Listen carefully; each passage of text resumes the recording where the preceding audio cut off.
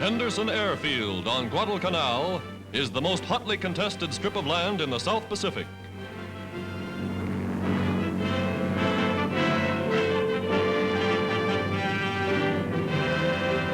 New runways, built by American soldiers with captured Japanese equipment, are inspected by the Marine commanders. Airacobras, fighter planes, are constantly on patrol. For 5 months, the Japs have tried to win back this vital outpost. But their transports, bombed and beached, lie wrecked on the sands of the Solomon Islands.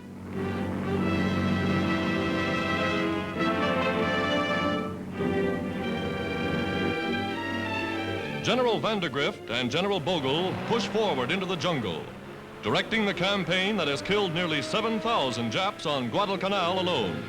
The Japs call Guadalcanal Death Island.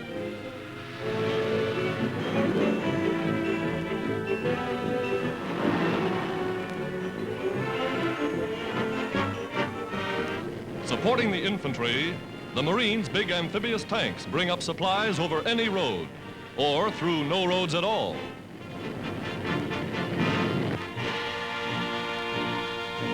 Offshore, an American freighter battles an oil fire just as she was preparing to land her cargo. Calmly, the Marines fight the flames. All supplies are saved, and the ship will sail again.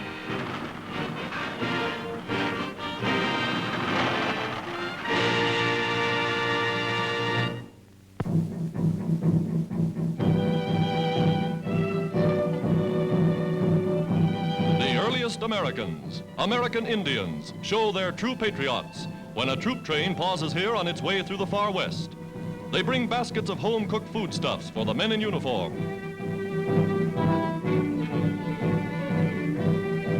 They're proud of their honor roll.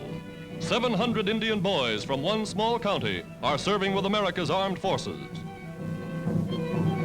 In their workshops, Navajo women, famous for their handicraft, make gifts and games for Red Cross packages.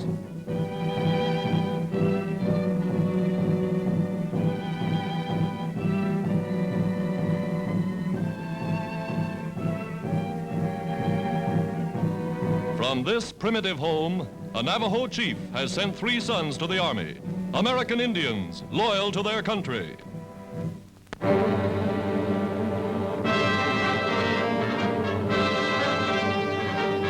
The air transport of tomorrow becomes the reality of today. The Constellation, America's newest land-based cargo plane, is ready for her first flight.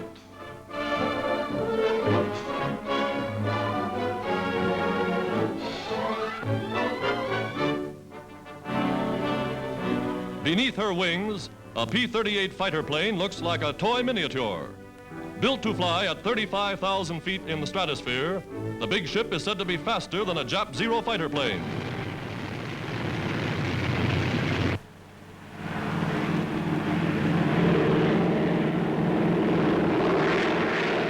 Four powerful engines lift the Sky Giant aloft, a plane that can cross the American continent or the Atlantic Ocean in 8 hours with a full load.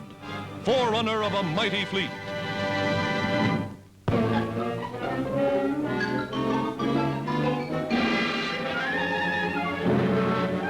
On the Pacific coast, a new steel mill is completed at the Kaiser shipyard.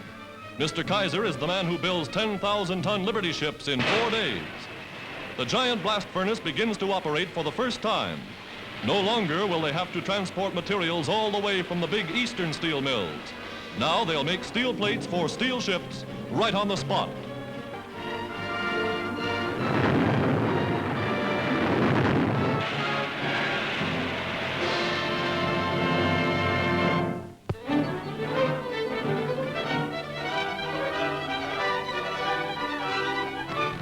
American motorcycle dispatch riders train on courses just as difficult as they will find soon in action in Africa, in Alaska, in the South Pacific, or on the continent of Europe. For following these tests, they're off to battlefronts around the world.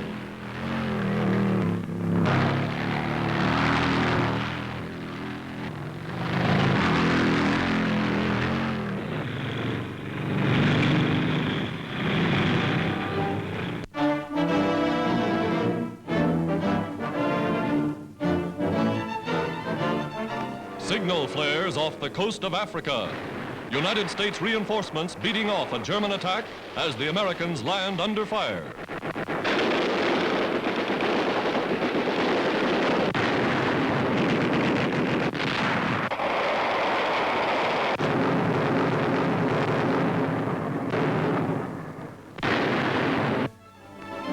On land, they take Nazi prisoners, many of them valuable flyers in Goering's Luftwaffe.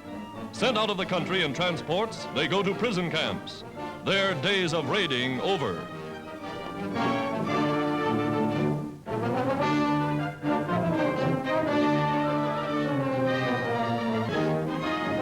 The first skirmish between United States and German tanks proved the superiority of American equipment over the Nazis' famous Mark IVs.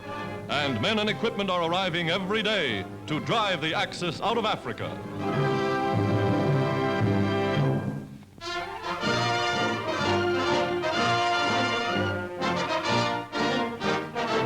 A treaty restoring to China full sovereignty over her own soil is signed by Chinese Ambassador Dr. Wei Daoming and the American Secretary of State Cordell Hull. The pact ends United States occupation of so-called treaty ports and marks the beginning of a new era in the Far East. In China, America is giving Chiang Kai-shek all aid possible. Giant transport planes speed Chinese troops to far-flung battlefronts. Troop movements that formerly took months, now men are hurled across mountains in a matter of hours.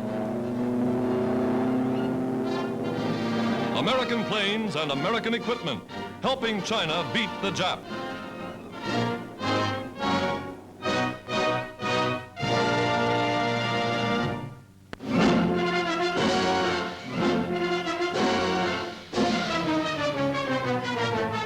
In the United States Capitol at Washington, the new American Congress, chosen and elected by the people of every state, assembles to hear President Roosevelt bring a message of hope and courage to free men everywhere.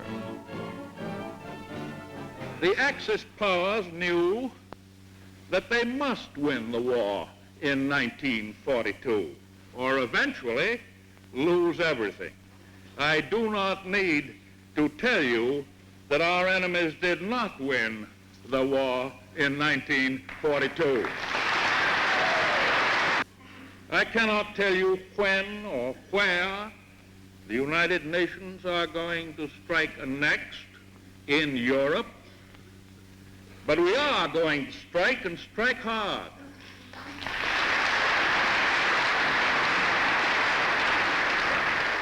I cannot tell you whether we're going to hit them in Norway or through the Low Countries or in France or through Sardinia or Sicily or through the Balkans or through Poland or at several points simultaneously. But as we face that continuing task, we may know that the state of this nation is good. The heart of this nation is sound. The spirit of this nation is strong. The faith of this nation is eternal.